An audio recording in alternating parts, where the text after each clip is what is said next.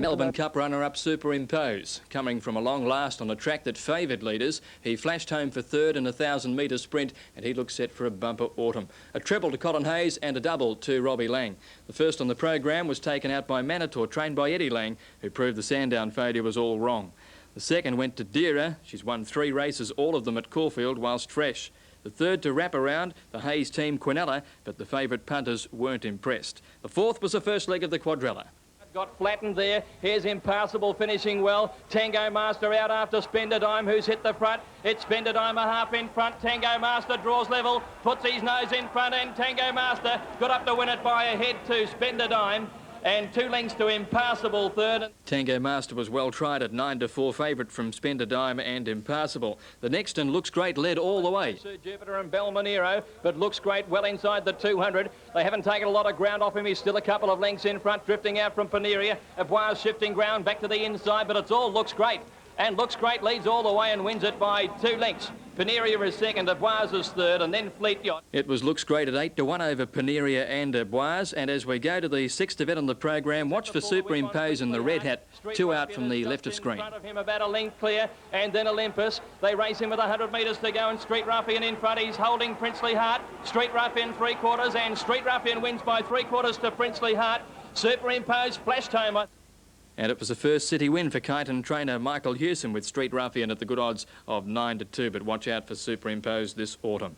As we go to the last leg of the quadrella. Hit the front from Big Top. Then Franklin Drive. Hinch can't go on from Cossack Ruler. Mr. Imperious. Franklin Drive getting the light show with 50 metres to go. Franklin Drive puts his head in front, and Franklin Drive wins it by 3/4 to Light Show and a length and a half to Cossack Ruler third.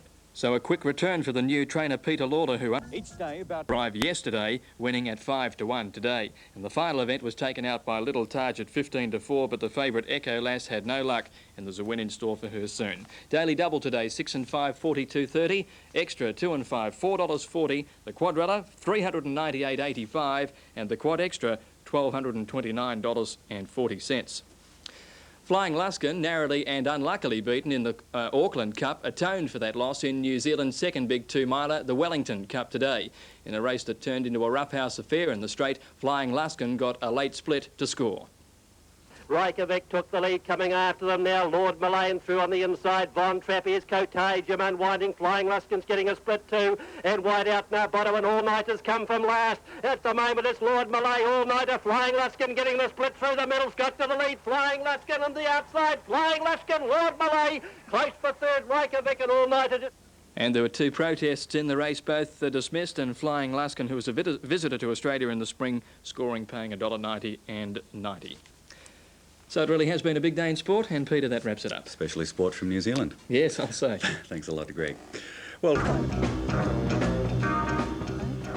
welcome back. Well, it may be the middle of summer, but in the world of racing, autumn begins at Moonee Valley tomorrow with the running of the $270,000 William Reid Stakes. The William Reid was first run in 1925 and has been won by some of Australia's greatest horses. Tomorrow, Vo Rogue is attempting to win the Weight for Age sprint for the 2nd time. But he'll be hotly challenged by a group of the nation's fastest horses and the Derby winner, Stylish Century. Both Vo Rogue and Stylish Century go into tomorrow's race with a question mark alongside their name. Vo Rogue was a disappointment during the spring, running a number of placings, but failing to win in Melbourne after his victory in the George Main Stakes in Sydney. Stylish Century was a spring star, finishing second behind the champion Almirad in the Cox Plate, before thrashing a high-quality field of 3-year-olds in the Victoria Derby. But 3 days after his Derby triumph, Stylish Century tailed off in the Melbourne Cup, and tomorrow we should discover if that effort has harmed this brilliant colt. You'll notice he's got a little bit more condition on him. He built up a lot towards the end of his spell, and then when he's come back into the stable, he's done very, very well.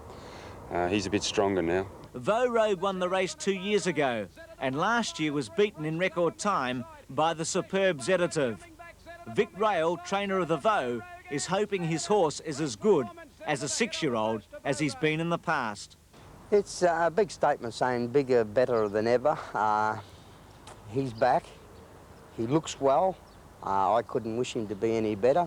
We might be like them old wines, mature with age. Apart from Vo Rogue and Stylish Century, The most interesting runner in tomorrow's field is a country sprinter from Coffs Harbour, who was bought as a weanling for just $1,500, Lightning Bend. It's the first visit to Melbourne for the horse and his trainer Gerald Flick, and Gerald was giving little away. Well, he's honest. It's just, you've got to try to find out, you know. I reckon he'll handle them all right. Right. How do you think he'll handle Moonee Valley? Well, he's won 10 races on 9 different tracks, so he seems to... Has he raced what we call the reverse direction? No. Has he galloped that way? Yeah, he galloped this morning. And how did he handle the gallop? Oh, the rider was happy enough. I couldn't sort of pick him out. Lightning Bend has won 10 races and is affectionately known as a Maxville Marvel, as his owners are a pair of farmers who live in Maxville, 50 kilometres from Coffs Harbour. Styley Sentry is best known as a front-running stayer, but class horses come to the top in the best races, and Bill Mitchell expects the colt to be running on when the speedsters are slowing down. We just need a lot of speed on, and he'll probably settle off the pace, whereas you're used to seeing him up on the pace. Against those top sprinters, I think he'll be hard-pressed to be too close to the lead. No doubt the sentimental favourite is Vo Rogue. He's the most popular horse currently racing in Australia, and part of that popularity belongs to Vic Rail. Vic is always good for a quote, and when asked if his champ could win tomorrow, he gave us a typical Rail reply. Ready to win? Let's put it this way. They'll know they've been in a race, and I don't want to back anything to beat him. Well, if Vo Rogue does win, it'll be his second victory in the race, but that's a long way short of the record held by Manicato. That freak won the Reed Stakes 5 times from 1979 to 1983. He was odds-on in his first 4 victories and a 10-9 favourite in his 5th and final win in the race. Well, whilst there's a lot to look forward to tomorrow in racing, yesterday was a quiet day around Australia. From a big race point of view, the most interesting horse running was Superimpose. The 5-year-old is being prepared for all the major races, including the Australian Cup and the BMW International, and he got his campaign off to an excellent start at Caulfield. Superimpose had a clear eye and was bright and healthy for his first race since the Melbourne Cup. The 5-year-old ran a courageous second in the Cup, only overtaken in the final metres by his stablemate Terrific, and there was a great deal of interest in his form at Caulfield. Superimpose has won $929,000 in prize money, and even though the 1,000 metres was expected to be too short a distance, his outstanding ability encouraged betting support. Trailing the field early, Superimpose, ridden by star jockey Darren Gauci, ran home powerfully, finally finishing 3rd, an effort that pleased his trainer Lee Friedman. Superimpose can't get up from there, but Street Ruffian a half in front of Princely Heart, and they're followed by Little Eskimo and Vatican City, then Superimpose, but Street Ruffian got the money. Street Ruffian has scored, Princely Heart second, Superimpose in the photo. It's a great run, you know. It's really, we expected him to do something like that because he's an outstanding horse and he has been going well. So. Right, do you think he has come back better than his last campaign? Yeah, I think now the autumn should be his time, really. Well, the racehorses were upstaged by the Pacers yesterday with the running of the $250,000 Victoria Cup at Moonee Valley. This event rates alongside the Miracle Mile and just below the Inter-Dominion in the harness world. And a 6-year-old from country Queensland called Sovereign Cloud came to Melbourne for the first time and he took home the big prize. The 11 horses in the Victoria Cup had won more than $3 million in prize money and included the best paces in Australia and New Zealand. Ironically, Sovereign Cloud, number 4, closest to camera, was one of only 2 horses in the field who hadn't earned as much as $100,000. The stars were headed by New South Wales 4-year-old Westburn Grant, a winner of 22 races from 25 starts, including the Miracle Mile, and $725,000. The other major players included world record holder Thorate, a winner of 48 races, the tough Almeida Boy from the powerful Vin Knight stable, and the 9-year-old Quite Famous, who earlier this week had trialled brilliantly at Moonee Valley before serving 2 mares in the afternoon. 2-1 Almeida Boy. Betting was keen, and punters stuck with Westburn Grant in front of Almeida Boy, although Sovereign Cloud was backed in from 50-1 to 16-1 in some places. The race itself started sensationally when Almeida Boy broke and lost his chance, and then Quite Famous had a shot for the lead. Sovereign Cloud. Quite Famous going forward early, 3 wide from Empire Fella. Westburn Grant's got 2 behind him of the main body of the field. Kylie's Hero and Thorate. Oh, and 50 metres to Almeida Boy. What a shame, last of all after galloping out. Up to the home turn they come on the first occasion, and Jimmy's going to look for the lead on Quite Famous. He's up attacking Bold Charlotte now. Quite Famous draws 2 metres in front, and Quite Famous will cross from Bold Charlotte, leaving Earth Station without cover. With a lap and a half to go, Westburn Grant made a dash around the field, with Sovereign Cloud improving his position at the same time. So here come the big guns a long way from home as they head towards the 1,300 metre turn, and Westburn Grant's going to look for the lead here. He's pouring the pressure onto Quite Famous, draws 3 metres in front. The youngster of the field, the 4-year-old, trying to head off the oldest horse in the field, the 9-year-old, but couldn't do so. The final half lap was thrilling, harness racing at its most exciting, with the best horses and drivers chasing the first prize of $140,000.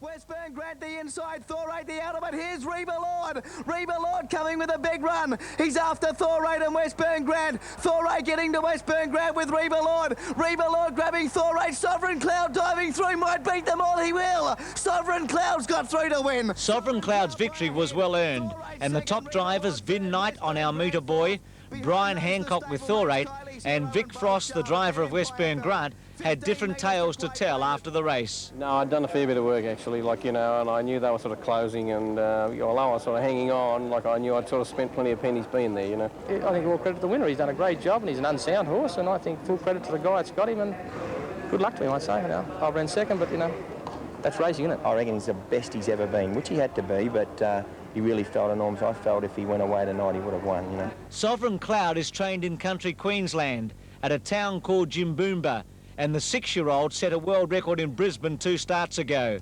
His trainer-driver, Brad Conley, was thrilled but not surprised with the horse's victory. I told the owners I thought he had a good chance. He's been improving all the time, and he went exceptionally well last start in Brisbane. Well, as a footnote to that story, surprisingly, Sovereign Cloud won't be going to Adelaide for the Inter-Dominion. Brad Conley believes 4 hard runs in a fortnight would be too much for his horse, but the good news is that all the other stars that raced last night will be making the trip. And we'll be back with more from Sports World after this break.